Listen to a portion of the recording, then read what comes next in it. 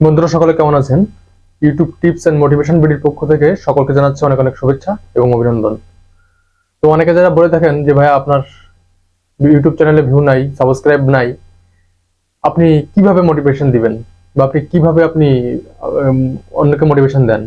এটা কিন্তু আসলে আমার কাছে খুবই খারাপ লাগছে কথা শুনে, যে কেন ভাই আপনাদের সেন্সটা কেন নেগেটিভ হবে, আপনাদের সেন্সটা কেন এরকম নেগেটিভ দিকে যাবে? আপনারা কেন পজিটিভ সেন্সে আসতে পারেন না?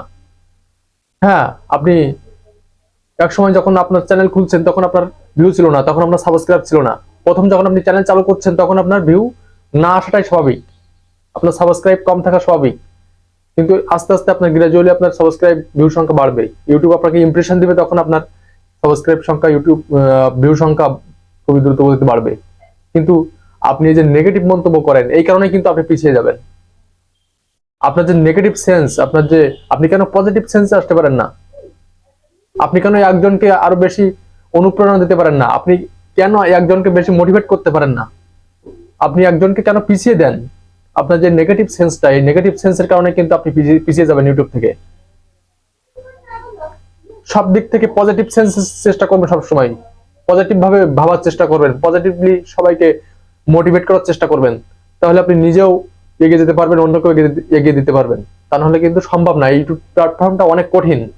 আপনি যদি আপনার আস্থা, আপনার ধৈর্য, আপনার মনোবল হারিয়ে ফেলেন, তাহলে কিন্তু আপনার পক্ষে ইউটিউবে সফলতা অর্জন করা কখনোই সম্ভব না। আপনি যতই ভালো কন্টেন্ট ক্রিয়েটার হন না কেন, আর আপনি যতই বেশি টাকা পয়সা খরচ করে ইউটিউব চ্যানেল চালান, কখনোই সম্ভব না। ধৈর্য, পরিশ্রম, অধ্যবসায় এবং আপনার পজিটিভ সেন্স, এটা থাকা খুবই গুরুত্বপূর্ণ।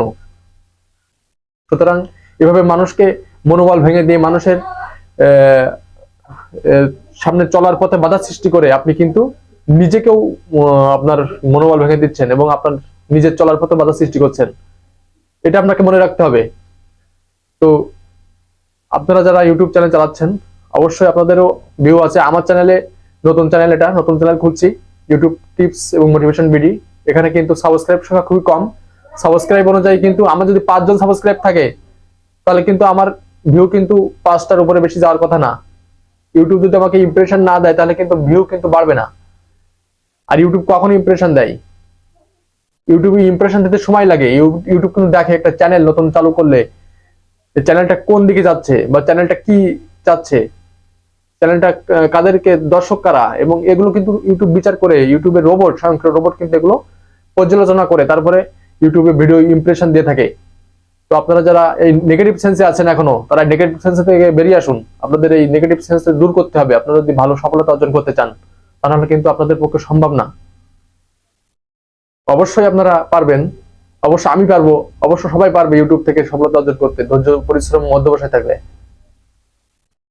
আমি বুঝি না কেন আপনারা বারবার এমন কথা বলেন। ইউটিউবে সফলতা অর্জন করতে হলে আপনাকে অবশ্যই ধৈর্য ধরতে হবে, অবশ্যই আপনাকে এখানে ধৈর্য সহকারে ভিডিও তৈরি করতে হবে। তো অনেক অনেক ধন্যবাদ জানিয়ে আজকের ভিডিওটি এখানে শেষ করছি। ধন্যবাদ।